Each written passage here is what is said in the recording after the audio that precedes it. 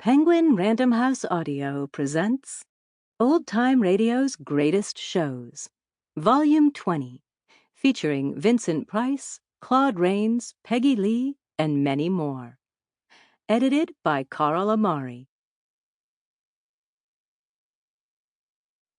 The Adventures of Ozzie and Harriet, transcribed and starring the entire Nelson family, Ozzie, Harriet, David, and Ricky.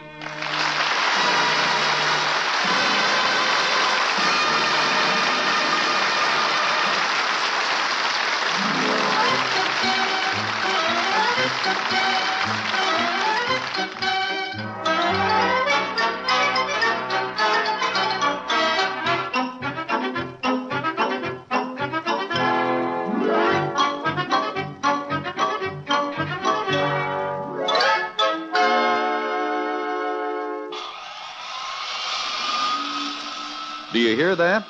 It's coming from the new power saw the Nelson's next-door neighbor Thorny has set up in his garage. Thorny's working on a project this morning, and David and Ricky are watching. Uh-oh, he's about to make a cut on a long board.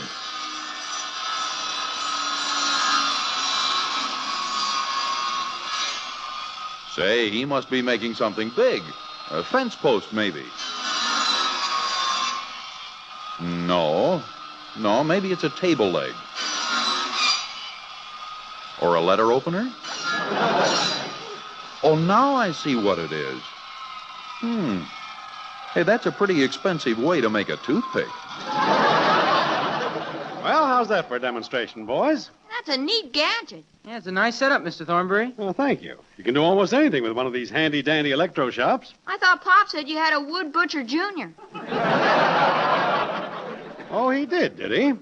Well, for his information, my electro shop will saw, grind, sand, route, join, drill, mix paint, and with this extra attachment, it can be made into a small coping saw. Pop said you could fry eggs on the motor, too.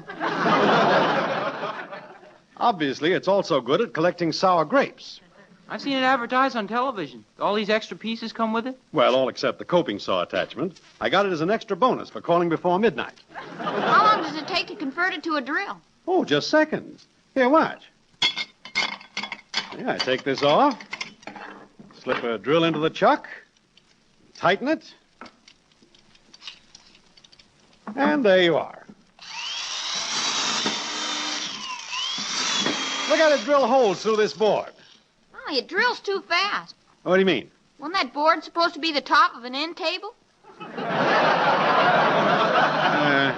Well, it's going to be an early American end table. And what's an early American end table without wormholes? I'll bet this setup costs a lot of money. Well, not really. Like the man said on television, make a couple of pieces of furniture and it's paid for. I think I'll get one. Dopey, what'll you use for money? Who needs money? I'll just send a couple of pieces of furniture.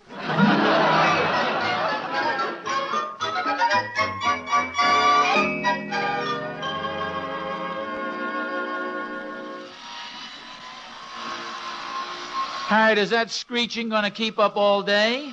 Why, is it getting on your nerves? Well, frankly, yes. You'd think Thorny'd be a little more considerate of his neighbors. Oh, I don't think it's so bad. Well, it wouldn't be if he'd either just let it run or turn it off.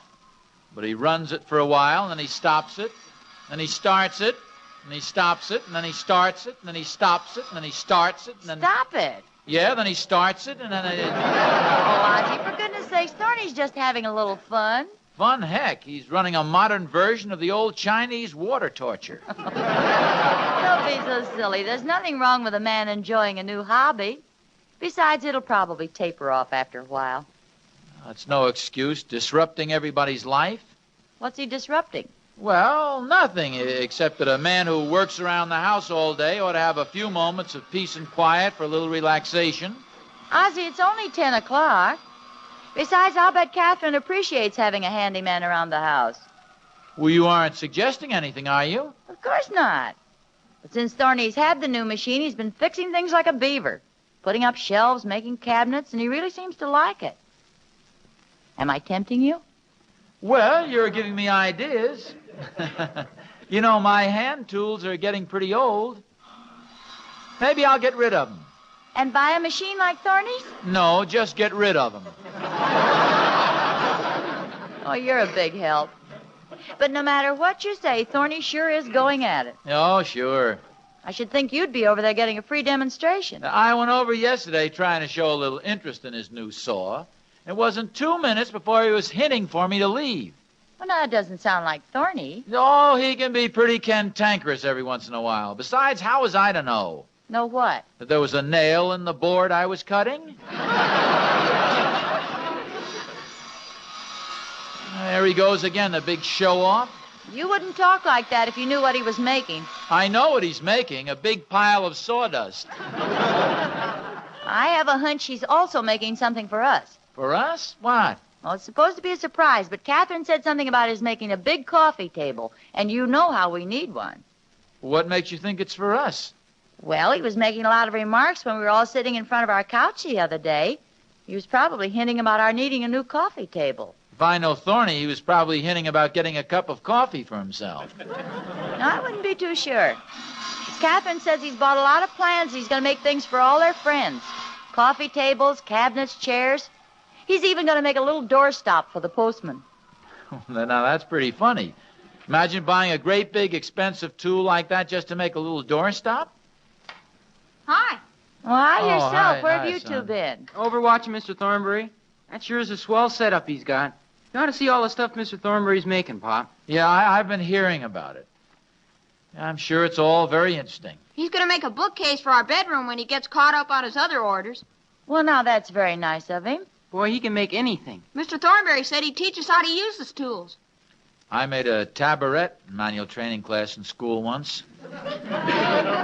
You wouldn't mind, would you, Mom? No, not if you're careful. Made a pair of bookends and a breadboard. I'm sure Mr. Thornbury'd make a very good teacher. Say, by the way, there's some ice cream in the freezer if anybody's hungry. I am. Come on, Dave. Now, here I come. I think I'll have some, too.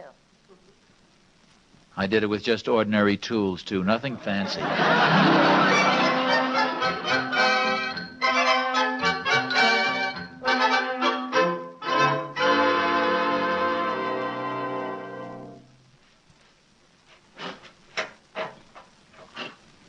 Hi, Pa. What are you doing with the toolbox? Oh, just a few repairs, Dave. When you own a home, you'll find it's best to keep the repairs up to date. What are you going to do first? I'm going to pry open my toolbox. The clasp is rusted shut.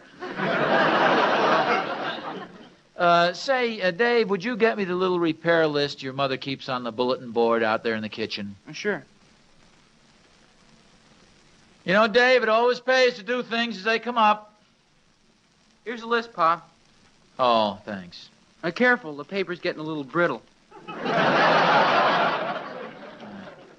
know, this list is a good idea. See, your mother notices something that needs fixing, writes it down, and then I fix it. No sooner said than done. Can you make out the first one on the list here? Let's see. Well, that can't be it. What's that? I think it says repair the wheel on Ricky's kitty car.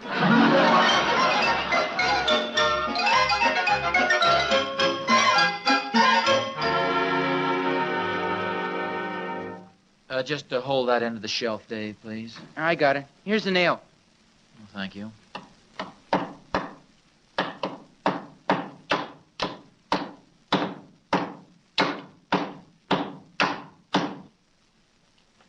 Never seen such long nails. Shall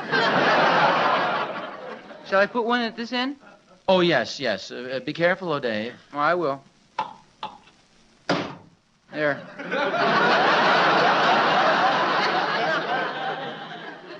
I guess that should do it.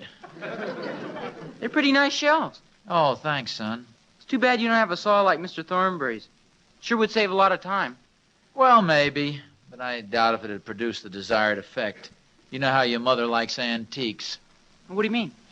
Well, there's nothing like hand workmanship to give a job a certain old-world charm. I do say so myself, this shelf will be one of the most beautiful works of art in the kitchen. Yeah, those canned peaches will look swell on it. Well, one more shelf and we're done. Mr. Thornbury must still be going at it. Yeah. Hand me the board, would you? Thank you, son. Sample complete. Ready to continue?